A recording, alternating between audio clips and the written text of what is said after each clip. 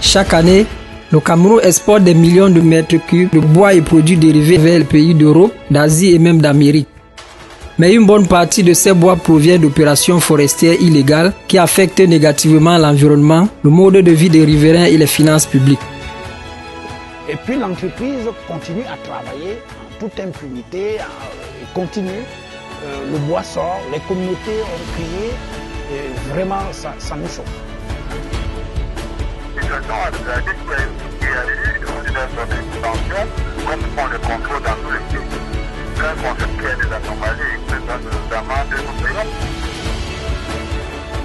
Il y a quelques années, le gouvernement camerounais et l'Union européenne signaient un accord de partenariat volontaire pour améliorer la gouvernance forestière en repoussant les murs de l'illégalité. L'une des exigences de l'accord était la mise en place d'un outil de traçabilité du bois destiné au marché intérieur et à l'exportation.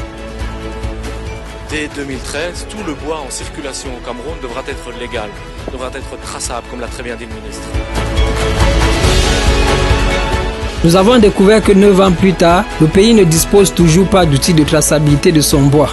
2 tentatives infructueuses ont déjà englouti plus de 2 milliards de francs CFA avec des passations de marché entachées de soupçons de corruption et de fraude.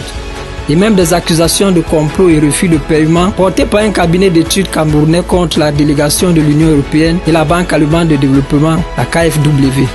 C'est le bailleur de fonds qui doit nous payer. Le bailleur de fonds refuse de payer. Les Allemands.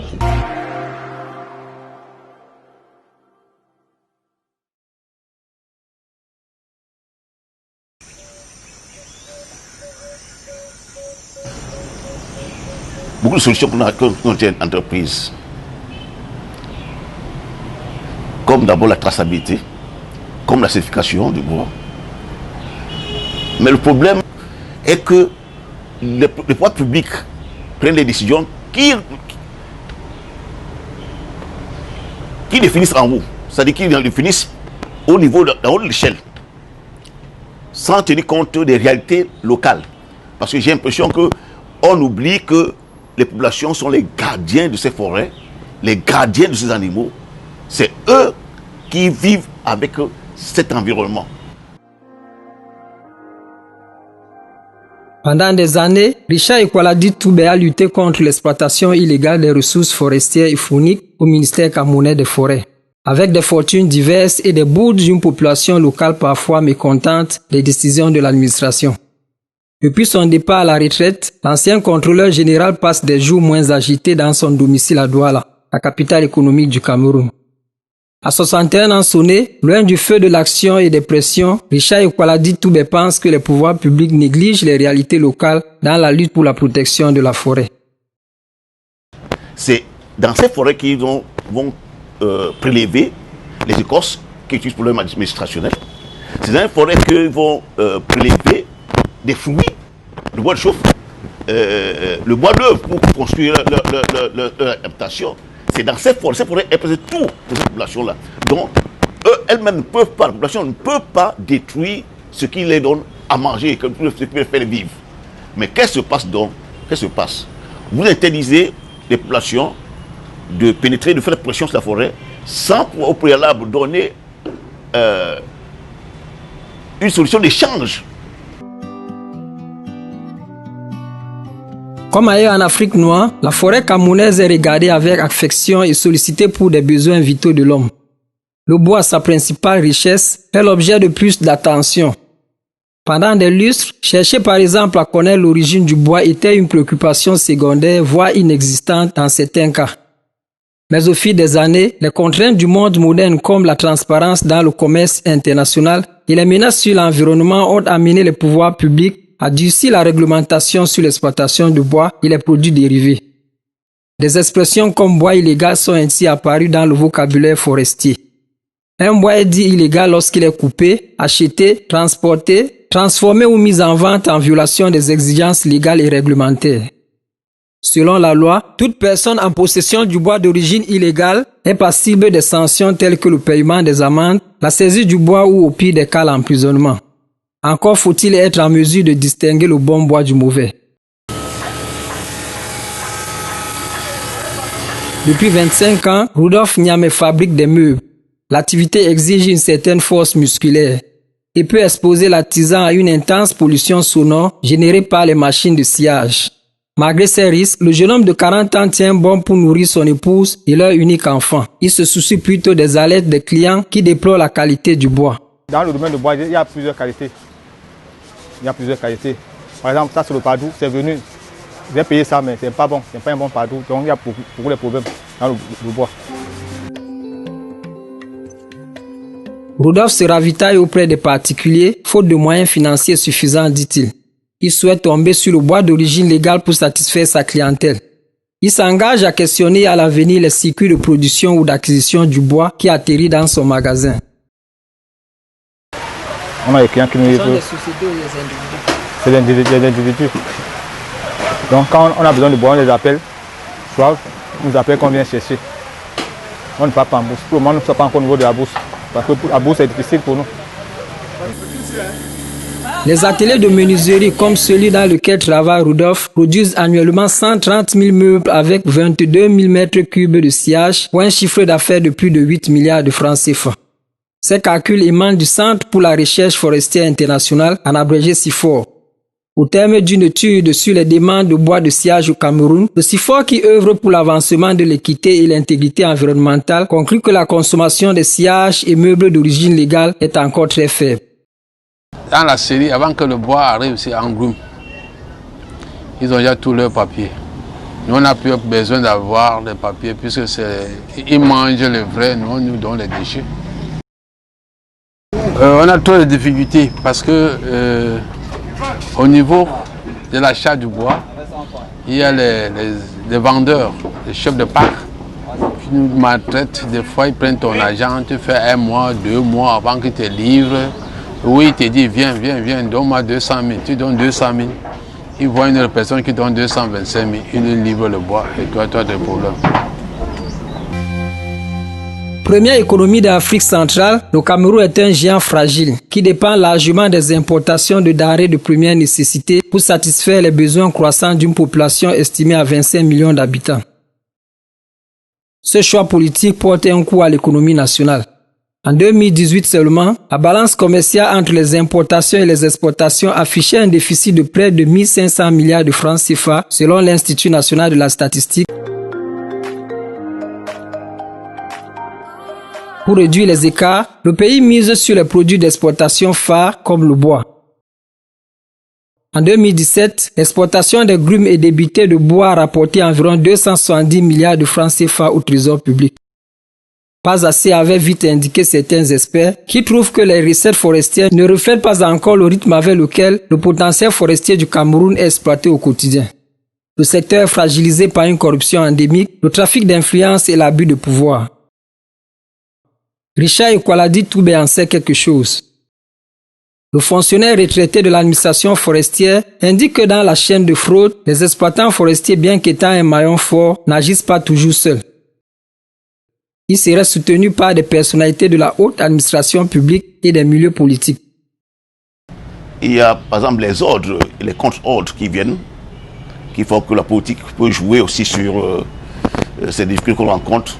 Quand on est en train de résoudre un problème ponctuel, par exemple, quand on regarde la traçabilité peut-être du bois, un bois qui doit avoir tous les papiers avant d'arriver, d'aller à l'exploitation, on trouve les moments où on n'applique pas les tests comme il le faut, parce que intervention d'un politicien, intervention d'un supérieur hiérarchique. Le bois illégal représente entre 15 et 40% des volumes exportés, selon les chiffres du gouvernement. Sur le marché local, la circulation de ce bois semble plus intense. Un réseau de parlementaires camerounais qui luttent pour la protection de l'environnement a récemment déclaré que 80% du bois utilisé dans les marchés publics était d'origine illégale. Dans certains cas, les manœuvres de fraude commencent en forêt où certaines entreprises procèdent sans ménagement à des coupes illégales de bois sur de vastes étendues. Ces activités hautement lucratives constituent une menace à la préservation des forêts et à la conservation de la biodiversité. Elles privent les populations rurales des ressources indispensables à leur survie. Au Cameroun, la région enclavée de l'Est est l'une des plus affectées par l'exploitation anarchique des forêts. Le mal est profond et sa genèse remonte à plusieurs décennies. Mais les riverains commencent à décroiser les bras face au péril. Nous avons rendez-vous avec un acteur de la société civile à Messamena, une localité située à 200 km à l'est de Yaoundé.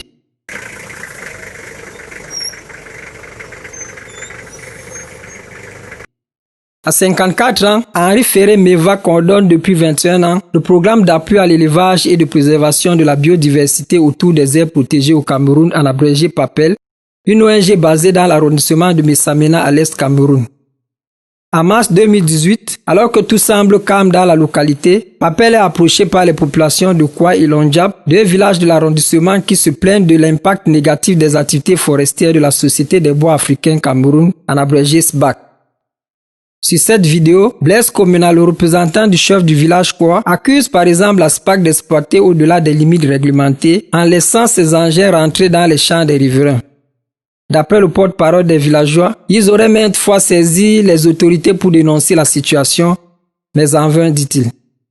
C'est nous-mêmes qui avons constaté que quelque chose n'allait pas. Parce que la société arrive, vous n'attendez pas une société, et puis ils commencent à exploiter dans nos zones de champs même, parce que c'est ça qui est délicat. Et à chaque fois qu'on saisissait les autorités, sur les lieux, il n'y avait jamais eu de suite. Entre-temps, la gangrène gagnait du terrain. Après avoir écouté et documenté les témoignages des riverains, PAPEL initie une mission d'observation indépendante sur le terrain. L'ONG constate une série d'activités forestières illégales dans le domaine national qu'elle attribue à la SBAC. On a trouvé des souches, plus d'une quarantaine de souches. On a trouvé des parcs. On a trouvé même du bois abattu dans des champs. Jusqu'à même des documents de transactions entre le bois des champs et certains présumés chefs de parc, avec des montants qu'ils achetaient du bois aux villageois. Cette unité forestière d'aménagement attribuée en 2014 à la SBAC s'étale sur une superficie de plus de 38 000 hectares. L'exploitation forestière non autorisée dans une forêt domaniale est punie d'une amende de plus de 10 millions de francs CFA et d'un emprisonnement qui peut aller jusqu'à 3 ans. En fonction de la gravité de l'infraction, la main de l'administration peut peser plus lourd sur l'exploitant. Et puis l'entreprise continue à travailler en toute impunité, et continue. Le bois sort, les communautés ont crié, et vraiment ça nous choque. Et puis on se demande comment est-ce que les lois sont appliquées à des étages, à des... La SBAC était déjà dans le viseur de l'administration. Nous avons obtenu copie d'une correspondance datant de septembre 2018, dans laquelle le délégué régional informe le ministre des Forêts que la société SBAC a frauduleusement exploité 44 arbres d'essence diverses, cubant au total 151,429 mètres cubes. L'autorité mentionne également que cette activité illégale a causé à l'État un préjudice évalué à plus de 12 millions de francs CFA. D'après la même note d'information, la SBAC a abandonné sur ses sites d'exploitation un volume résiduel de bois en grume estimé à 52,848 mètres cubes, constitué des espèces telles que le padouk rouge, le tali, l'eyek, le dabema et l'aïou. Face à la pression, la société forestière se dit prête à coopérer pour mettre un terme au contentieux. L'administration dévoile qu'en août 2018, la SBAC a sollicité une transaction forestière pour le versement d'un cautionnement de 2 millions de francs CFA. Mais la SBAC aurait renoncé à effectuer ce paiement, conclut l'autorité. Cette entreprise se serait engagée à faire une transaction. Une transaction, ça veut dire stopper la procédure contentieuse. Et dans ce document, il est même intitulé que l'entreprise aurait délibérément renoncé à cette transaction pour démontrer davantage sa mauvaise foi. Donc, et cette entreprise continue à travailler. Voilà ce qui nous choque. Le coordonnateur de PAPEL reconnaît toutefois n'avoir pas formellement contacté la SBAC pour commenter les violations documentées. Au téléphone, nous avons joint le directeur général de la SBAC. Christian Kamandong dit que la SBAC paie des centaines de millions de francs CFA d'impôts et qu'elle a réglé la dette vis-à-vis de l'administration forestière avec un procès verbal à l'appui. Est-ce que je dépasse l'administration? Ils ont fait ce qu'ils ont constaté, c'est le patron, c'est l'administration. aujourd'hui, vous êtes dans la communication, le ministre de la communication vient vous faire un constat. Vous voulez qu'il y ait des irrégularités, vous faites un PV. Je vais vous demander quoi que ce soit. Ils se sont regardés qu'il y a eu ce qu'il y a eu, on lui a donné une sanction, comme on le contrôle dans tous les pays. Quand on sait qu'il y a des anomalies, ils nous donnent des amendes, nous payons. Comme ça se passe dans les autres partout, comme c'est vous dans la communication. En 2013, la SBAC revendiquait un effectif de plus de 100 personnes et un chiffre d'affaires annuel situé entre 100 et 250 millions de francs CFA, selon les données de l'Institut national de la statistique. Cette société forestière serait financièrement plus proche de la Chine. Un rapport du Fonds mondial pour la nature WWF, publié en juin 2015 sur la cartographie des investissements forestiers impliquant des entreprises chinoises au Cameroun, cite la SBAC parmi les entreprises en partenariat avec des investissements privés chinois dans le secteur forestier. Bon, moi, je ne sors même pas l'argent du Chinois. Le Chinois arrive, il vous dit j'ai un partenaire, je vais mettre l'argent à gauche, je vais mettre l'argent à droite et tout ça. Où est le problème? En 2017, le Cameroun a exporté près d'1 million de mètres cubes de grumes. 70% de ces envois ont atterri dans l'empire du milieu. Son astuce, fermer les yeux sur la légalité et la durabilité du bois pour ne s'intéresser qu'au prix. Avant les dégâts de Messamena, la SBAC avait déjà été épinglée pour des activités illégales. Il y a quelques années, la Commission nationale anticorruption avait accusé la SBAC d'avoir déposé auprès du ministère des Forêts de faux cautionnements bancaires en vue d'obtenir une attribution de vente de coupe. Dans son rapport d'activité de 2011, l'organisme public chargé de lutter contre la corruption souligne que cet acte de fraude de la SBAC est passible d'une amende de 10 millions de francs CFA. Il y a le salaire du fonctionnaire qui n'était pas un salaire adéquat à une période. Même jusqu'à présent,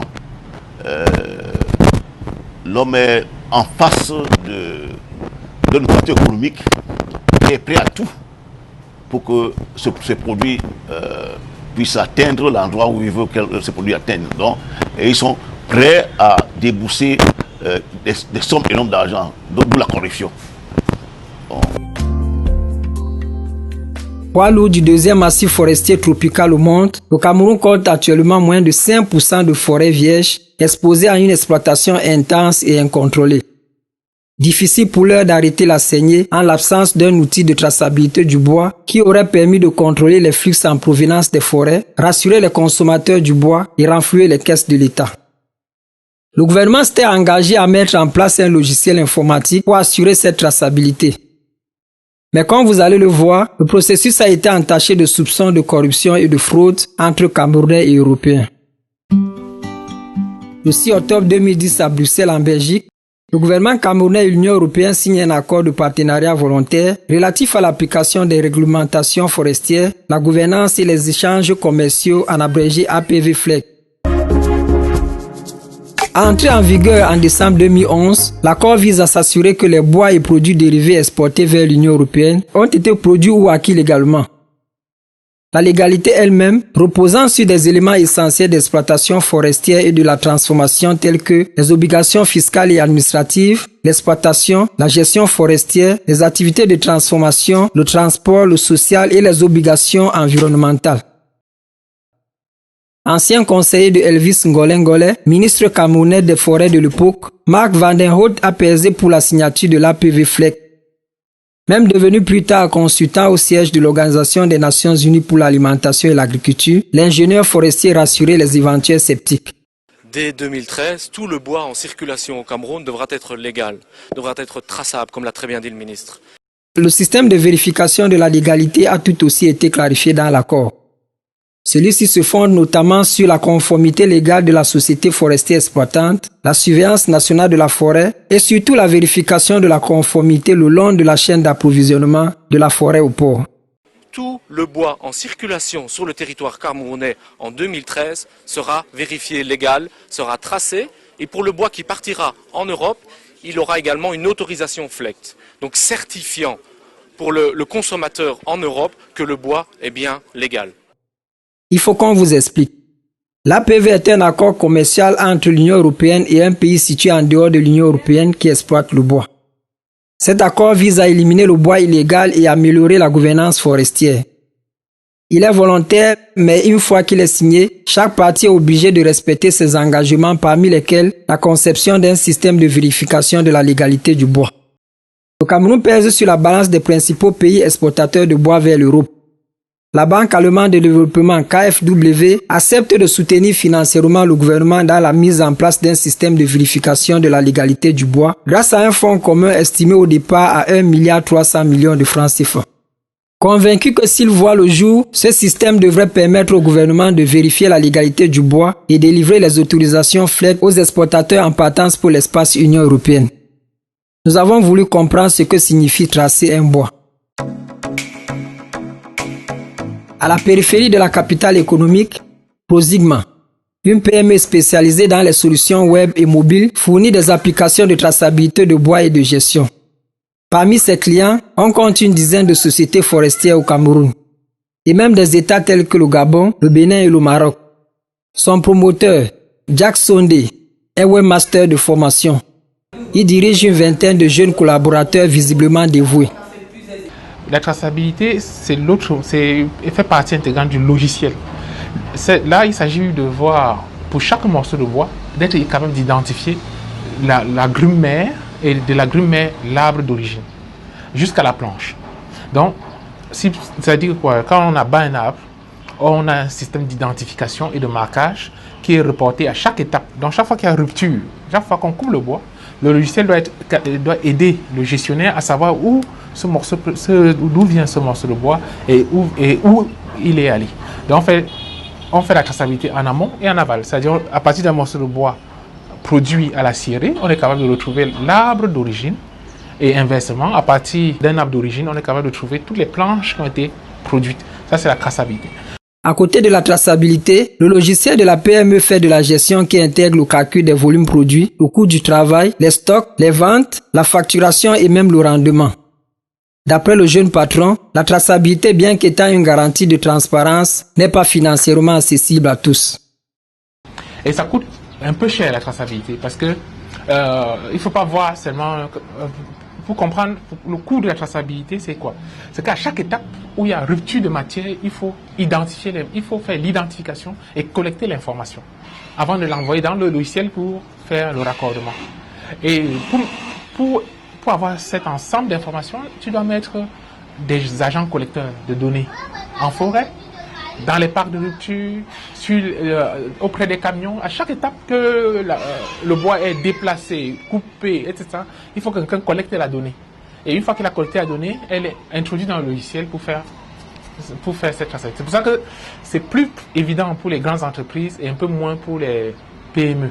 Et après, encore un peu moins pour les forêts communales, les forêts communautaires. Retour à l'APV FLEGT. En 2012, le gouvernement signe avec le consortium de droit suisse SGS Helvetas un contrat pour la création d'une application informatique de traçabilité du bois. Quelques mois plus tard, le ministre des Forêts de l'époque, Ngolé Philippe Ngwese, prenant part à une session du conseil conjoint de mise en œuvre de l'APV FLEGT, annonce dans le quotidien gouvernemental Cameroun Tribune que le contrat avec le consortium a été résilié. Nous avons eu, avec l'accord de nos partenaires européens, à choisir un consortium, SGS Helvetas, qui devait développer une application devant nous permettre de gérer les questions de traçabilité du bois. Et il se trouve que la structure n'a pas produit les résultats escomptés. Raison pour laquelle le travail qu'elle a présenté a été disqualifié. Dans les mois à venir, nous réglerons toutes les questions de traçabilité. Officiellement, il est reproché au système de traçabilité du consortium SGS Helvetas de n'avoir pas été en mesure de faciliter le transfert des données entre les administrations, de fournir des informations irréfutables sur les contrôles routiers ou de permettre la sécurisation des dossiers officiels des exploitants. Nous verrons plus tard une autre raison, celle-là cachée de cette mise à l'écart.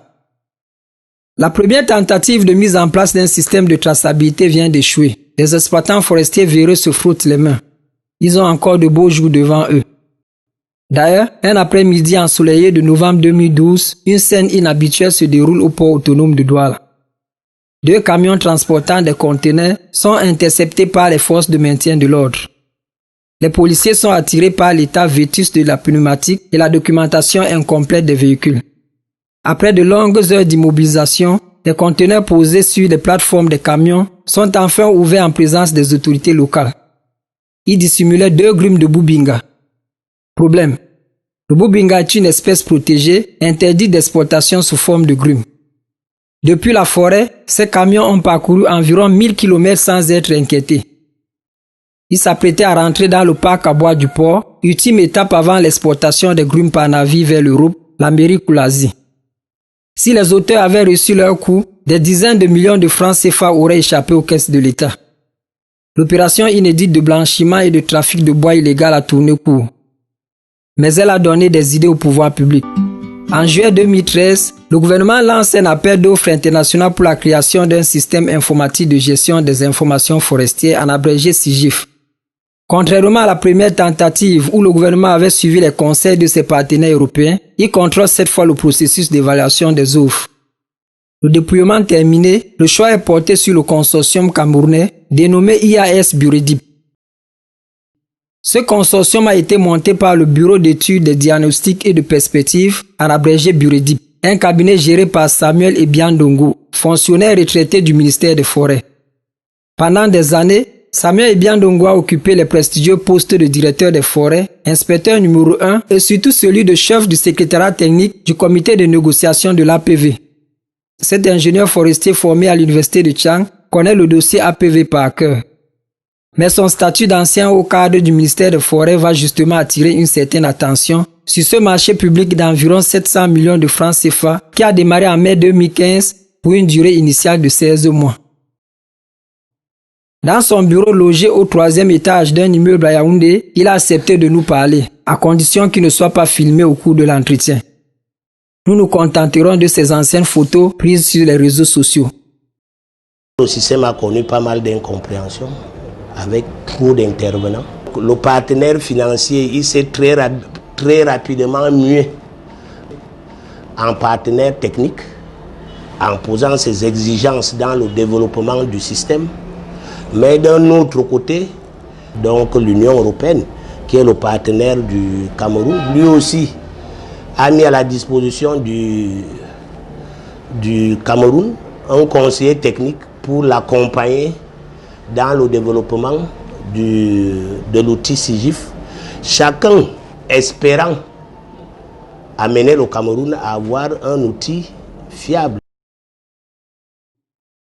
Selon le directeur du cabinet Buredip, le technicien dépêché par la Banque allemande de développement KfW, partenaire financier du projet, donnait des avis qui ignoraient le ministère des Forêts, mais qui étaient directement imposés au consortium.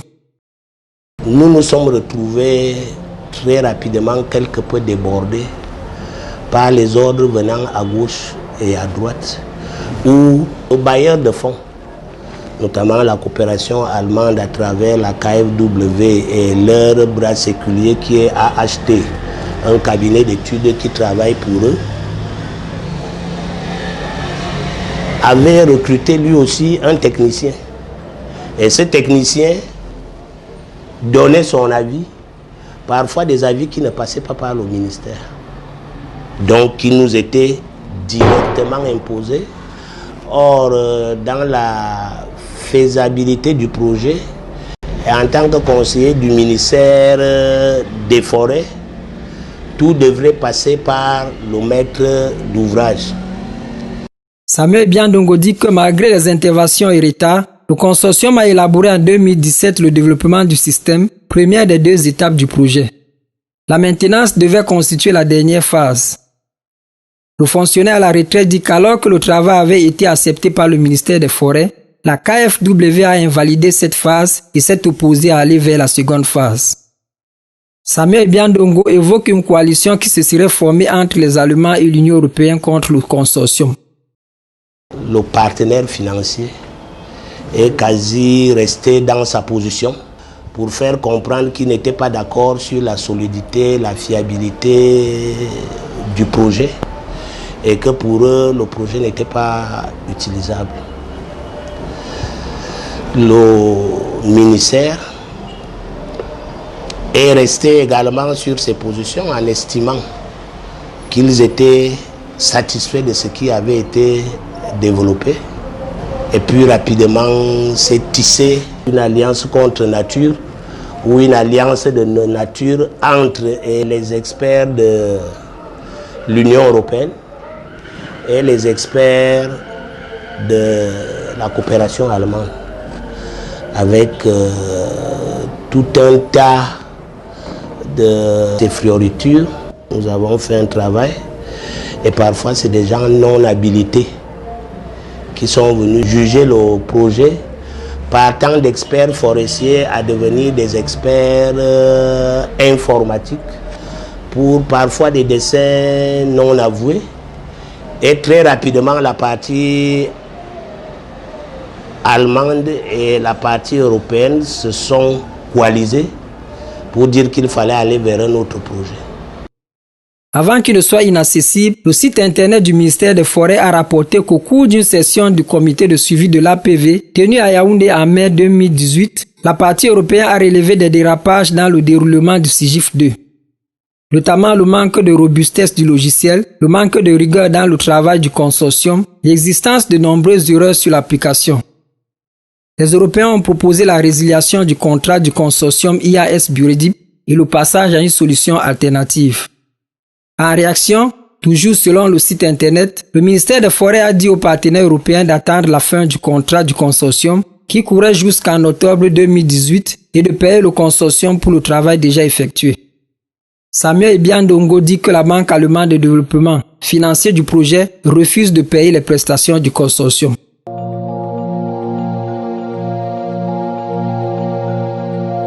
KfW is one of the world's leading promotional banks.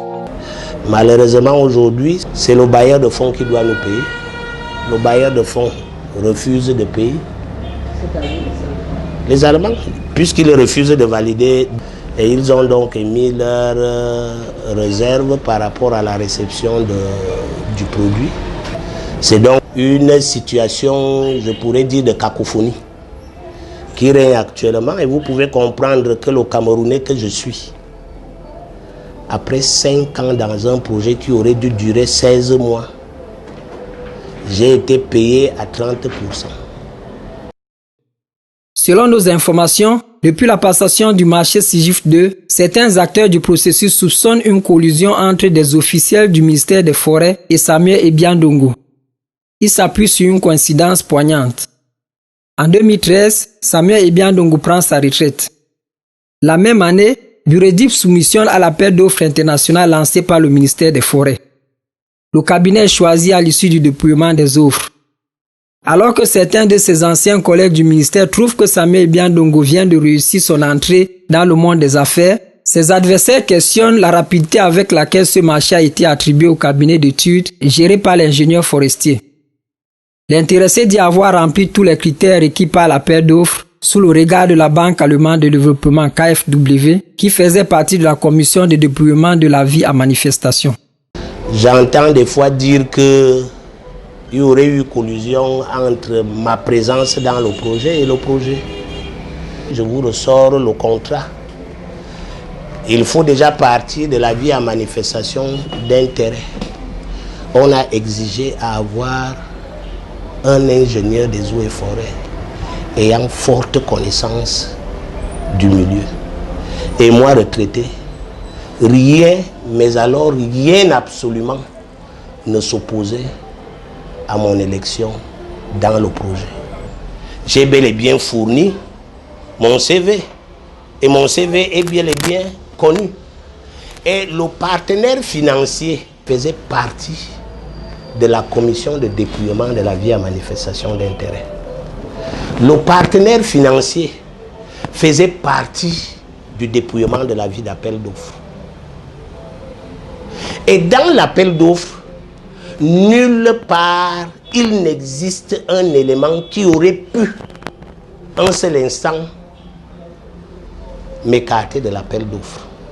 Donc vous ne pouvez pas, sans qu'il y ait eu des restrictions dans l'appel d'offres, pouvoir parler de collusion. Mais par contre, dans la vie d'appel d'offres, vous avez tout un chapitre sur la corruption.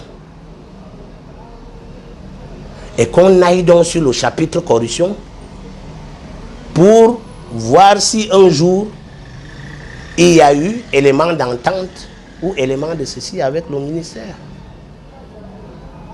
C'est ça le problème. La Banque allemande de développement n'a pas réagi à notre demande d'information.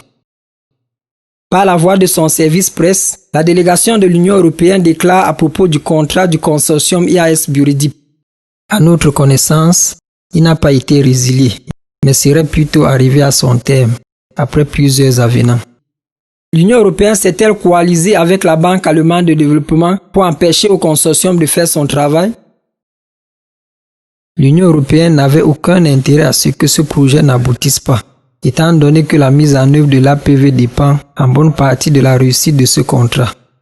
Aussi, sommes-nous disponibles pour appuyer d'autres actions qui accompagnent la mise en œuvre de l'APV FLEC. À notre connaissance, les analyses indépendantes qui ont été faites étaient contractuellement prévues au titre de monitoring de son exécution. Toutes ces analyses indépendantes ont d'ailleurs été commandées par le maître d'ouvrage. La délégation de l'Union européenne indique que l'appel d'offres du marché SIGIF 2 a été fait selon les règles et procédures de la KfW et qu'elle n'a pas de commentaires à faire sur les contractants. Dans sa réponse, la délégation de l'Union européenne croit connaître les intentions de la KfW. Il va de soi que la KfW n'a également aucun intérêt à nuire à un consortium retenu dans le cadre d'une activité de projet financée par les fonds du ministère fédéral de la coopération, mais aussi au regard de l'importance que l'Allemagne accorde au processus FLECT. Samuel Ebiandongo espère qu'une pression du gouvernement sur son partenaire financier pourrait permettre à IAS Buridip de rentrer en possession des fonds du consortium non encore versés. Contacté, le ministère des Forêts, par ailleurs maître d'ouvrage du marché Kerele, n'a pas réagi à notre demande d'information. Selon nos informations, le ministère des Forêts a mis à l'écart SGS Helvetas, le premier consortium sollicité par le gouvernement pour la création d'un logiciel de traçabilité, parce que l'article du contrat qui indiquait que l'outil développé par le consortium était la propriété du Cameroun avait été modifié au cours du projet par une main inconnue. La nouvelle version enlevait cette exclusivité au gouvernement qui avait déjà dépensé environ 2 milliards de francs CFA pour la mise en œuvre du logiciel. Sans être tracé, le bois camerounais continue à entrer en Europe suivant un système déclaratif qui permet aux exploitants de fournir eux-mêmes des informations sur le respect des procédures et mesures prises pour s'assurer que leurs bois et produits dérivés sont issus d'activités légales. Cela s'appelle la diligence raisonnée. Le principal reproche fait à ce test de moralité est qu'il renseigne sur la légalité des exploitants et non sur la légalité du bois. Pour la délégation de l'Union européenne, les pays du vieux continent ont ces dernières années augmenté les contrôles physiques à leur entrée pour mettre la main sur les cargaisons douteuses et infliger des sanctions à des chargements de bois illégaux. Le principe de la diligence raisonnée appliqué dans le cadre du règlement bois de l'Union européenne est d'abord de rendre les acteurs du secteur privé responsables de la légalité du bois qu'ils commercialisent. Mais ce système n'est évidemment pas infaillible, car toutes les cargaisons de bois arrivant dans le marché de l'UE ne peuvent pas être contrôlées en détail. Selon les calculs de la société civile, le bois illégal fait perdre à l'État chaque année plus de 7 milliards de francs CFA. La mise en place d'un outil de traçabilité aurait réduit la saignée, mais ce projet ambitieux semble désormais lointain. Et le système de traçabilité n'est pas l'apanage du Cameroun seul. Parce que moi, je viens de le vivre. C'est-à-dire que si le ministère valide quelque chose et son partenaire lui dit c'est pas bon, si ça ne se réalise pas, est-ce encore la volonté du Cameroun? Est-ce que c'est un manque de volonté du Cameroun? Il faudra donc s'interroger pour celui qui ne veut pas que le Cameroun développe dans la maîtrise lui-même un outil de traçabilité.